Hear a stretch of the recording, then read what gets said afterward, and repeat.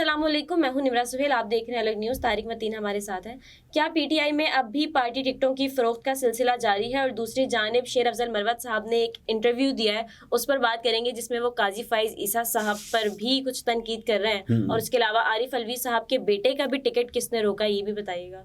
लेकिन उससे पहले आपसे रिक्वेस्ट है कि अलग न्यूज़ को सब्सक्राइब करें, शेयर करें और कॉमेंट्स में अपनी राय का इजहार करें। हमें आप टिकट दे दें, उनका टिकट किसने रोका ये हम अभी बता देते हैं। ठीक है। तो शेर अफजल मरवत साहब जो है वो अब इस वक्त जब हम ये बात कर रहे हैं तो वो हैदराबाद में, सिंध हैदराबाद में वर्कर्स कन्वेंशन के लिए मौजूद हैं। और हैदराबाद वो आज सुबह ज़रा अर्ली पहुंच गए थे।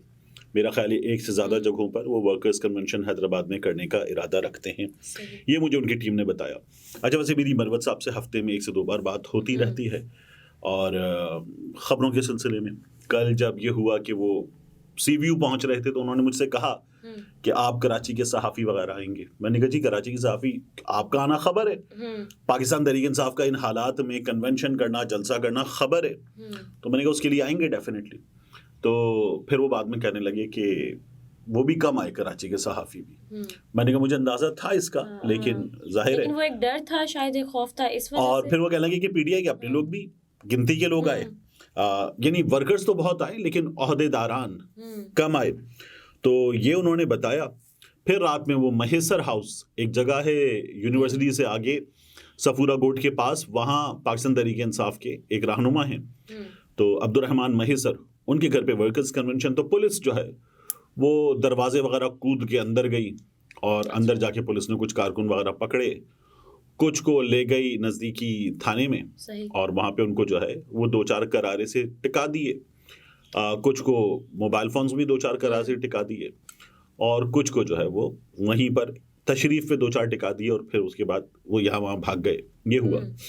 लेकिन फिर उसके बाद जब ये पहुँचे तो फिर वो पुलिस वहाँ से चली गई, ऐसे जैसे कुछ था ही नहीं। जब कुछ था ही नहीं तो बेचारे लोगों की तशरीफ लाल करने की ज़रूरत क्या थी? लेकिन सबको आइडिया था कि लाल तो होगा। लोगों की गुद्दी और उनके गाल लाल करने की ज़रूरत क्या थी? लेकिन ये पुलिस ने कर लिया। तो अजीब सा काम था। मरवत साहब ने बड़े मज़े की एक चीज़ बताई कि वो जब वहाँ महेसर हाउस पहुँच रहे थे तो उन्हें ये लगा कि पुलिस जो है उसको काउंटर करने के लिए, रोकने के लिए लोगों की बड़ी तादाद होनी चाहिए। तो आसपास चाय के होटल, दुकानें वगैरह, वहाँ पे वो उतर गए, गाड़ी से उतर के उन्होंने कहा वाह और नारे वारे लगाए और लोग चल पड़े उनके साथ। अच्छा। और बड़ी तादाद में लोग चल पड़े और पुलिस पीछे हट गई, ये उन्होंने बताया। अच्छा, जो उसके विजुअल्स थे उसमें भी नजर आया कि वो जरा कारकुन बड़ी तादाद में लेकर पहुंच गए थे। उन्होंने पहले अलासिफ स्क्वायर, जहां से फिर आगे कराची से बाहर जाने का रास्ता आता है, टोल प्लाजा, वहां लोगों को जमा किया था और फिर वहां से ये यहाँ पहुंचे। तो इस पे एक और बहस भी हो रही है, बड़ी बेकार की बहस है कि मरवत साहब जो है वो कराची में, क्योंकि वो खुद भी पख्तून हैं और वो कराची में पख्तूनों को टारगेट करके जमा कर रहे थे और उन्होंने जो पैगामात दिए तो वो कराची में पश्तो बोलने वालों के लिए अलग था और उर्दू बोलने वालों के लिए अलग था। तो ये ऐसे क्यों कर रहे हैं? क्या लिसानियत को फ़रोग़ दे रहे हैं? तो बेकार की बात है। एक जमात जो है उसके फॉलोअर्स की अगर एक बड़ी तादाद और एक बंदा बोलता, जब मरियम नवाज शरीफ साहिबा जो हैं और शहबाज शरीफ साहब भी ये करते हैं, वो किसी ऐसी जगह जाते हैं जहाँ सामने दूसरी लैंग्वेज समझने वाले या उस लैंग्वेज का कुछ सा वो बोल पाते हैं तो बोलते हैं ना, तो ये कनेक्ट करने के लिए होता है और कुछ नहीं होता। इससे तो कोई फर्क नहीं पड़ता अगर हमारी जबान वो समझ रहे हैं, जैसे पश्तो समझ रहे हैं, उर्दू समझ रहे हैं, और अगर हम उसमें बात कर रहे हैं तो इसमें कोई हर्ज तो नहीं है। तो कोई प्रॉब्लम नहीं है इसमें, ये बेकार की बात है। अच्छा, बहरहाल ये हो गया। मरवत साहब से फिर मैंने रात में इंटरव्यू किया। वो गार्डन के इलाके में एक जगह बैठे हुए थे और वहाँ पर फिर वहाँ पर भी एक छोटा सा कन्वेंशन ही जारी था। सही। तो वहाँ पर उनसे हमारी बातचीत हुई तमाम की तमाम। तो मरवत साहब ने जो है, अब इसमें ये जो है ना कि काजी फाइज ईसा साहब निशाना चीफ जस्टिस, उन्होंने ये कहा कि हमें ये पता है कि वो नवाज शरीफ के दोस्त हैं, लेकिन बतौर जज इस दोस्ती को उन्होंने अपने फैसले में रिफ्लेक्ट किया है। उन्होंने कहा हमारी भी कुछ गलतियां थी, ठीक है, लेकिन काजी फाइज ईसा साहब के फैसले से साफ नजर आ रहा था कि वो ये चाहते ही नहीं थे कि बल्ले का निशान पीटीआई को मिले। एग्जैक्टली।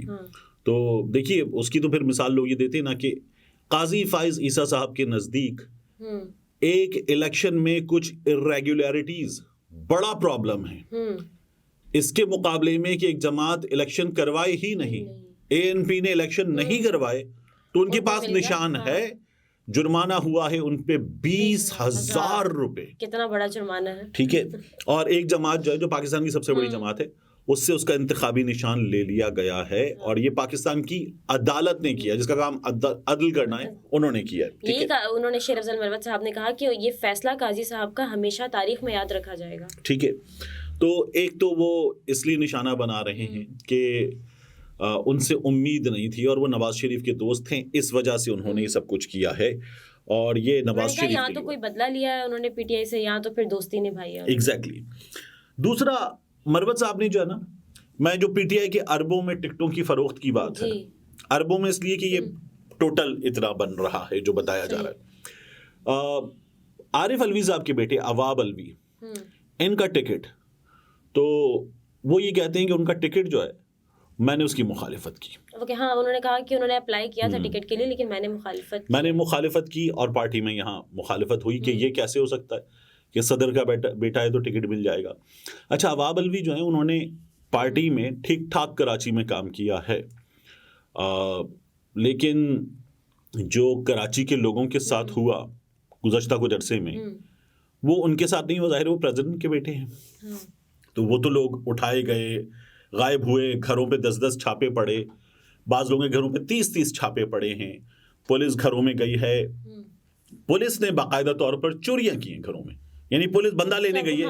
लेकिन मुझे ऐसे लोग मिले, पहले भी मिले, अभी भी मिले, और कल मुझे कुछ बहुत डिटेल्ड स्टोरीज भी मालूम हुई। तो पुलिस ने बाकायदा घरों में चोरियां तक की हैं, क्राइम्स कमिट किए हैं। ठीक है, यहाँ क्यों नहीं हुआ? प्रेसिडेंट के बेटे थे, ठीक है ना, तो इस पर ही वो तो दांत दिखा देते होंगे प्रेसिडेंट साहब के बेटे, दांत ये के मतलब मुस्कुरा लेते होंगे वो बेचारे, उनको तो रोना नहीं पड़ा। अच्छा, पुलिस को भी पता है कि वहां नहीं जाना है और कहाँ जाना है, और आधी रात को समझदार, पर भी बहुत समझदार पुलिस है हमारी।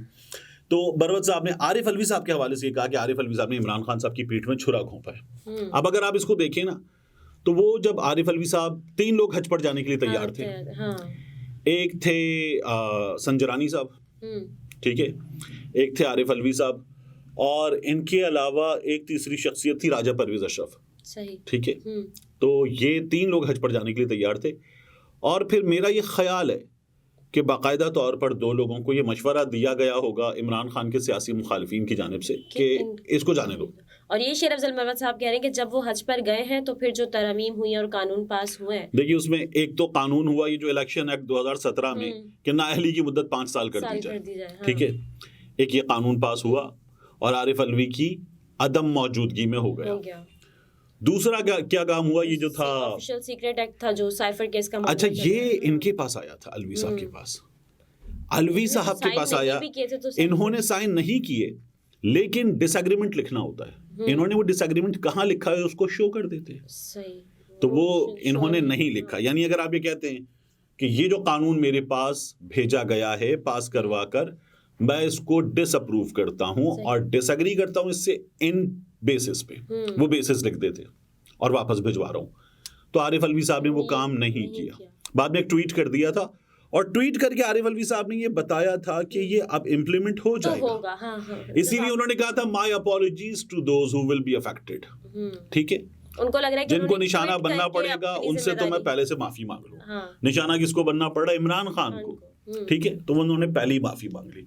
तो इसलिए मरवत साहब कहते हैं कि उन्होंने हमारे साथ धोखा किया। कहते हैं कि आरिफ अलवी रॉन्ग नंबर है, पीटीआई से माइनस हो चुके हैं अब आरिफ अलवी साहब, और ये वो बता रहे हैं अपने ख्यालात नहीं, ये इमरान खान के ख्यालात बता रहे हैं, ठीक है। एक तो ये हुआ, फायज ईसा साहब का हुआ, प्रेसिडेंट का टिकट, प्रेसिडेंट के बेटे के टिकट की कहानी हो गई।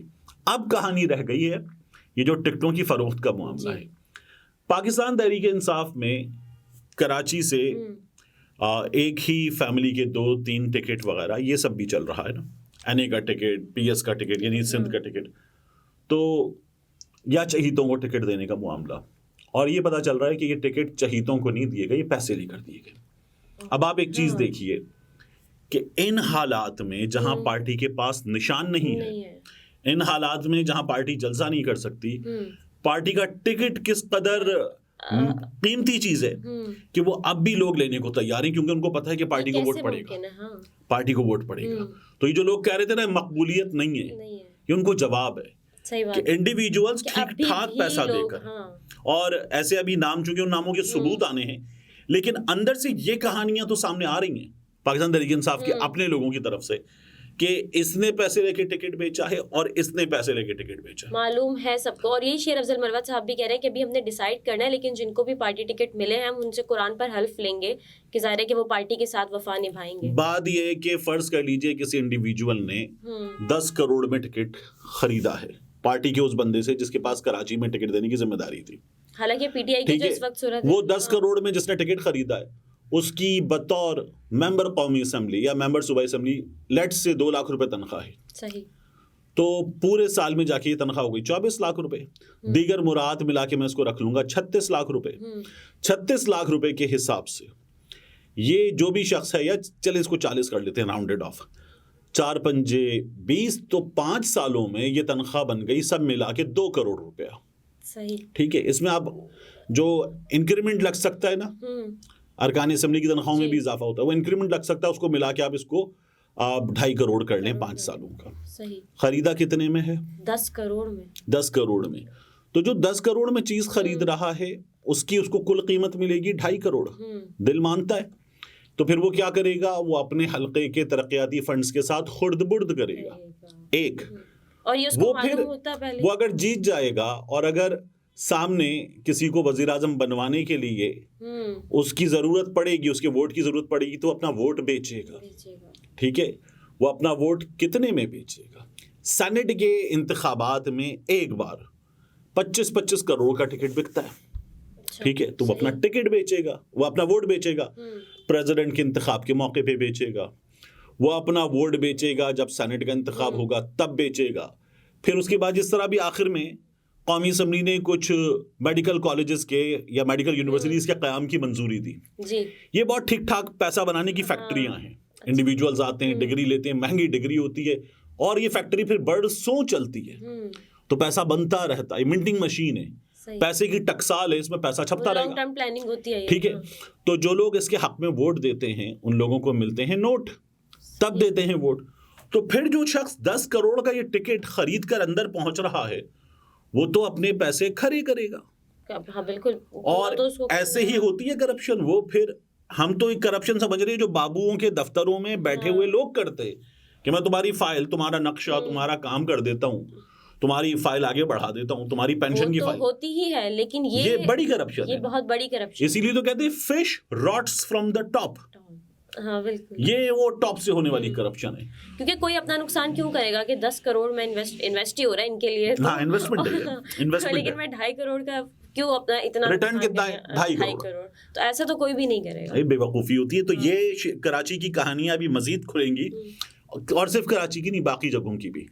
तो पाकिस्तान तहरीक इंसाफ जिन हालात से गुजर रही है उन हालात में वो लोग जो बाद में आए हैं वो ये सब कुछ कर रहे हैं, और वो जो जेल में बैठा हुआ है उसकी परवाह किसी को नहीं है। लोग यहाँ पीछे अपना माल खरा कर रहे हैं। सही। नाज़रीन, गुफ्तगू आपने मुलाहिज़ा फरमाई। तारिक मतीन हमारे साथ थे। इजाज़त दीजिए, अल्लाह हाफ़िज़।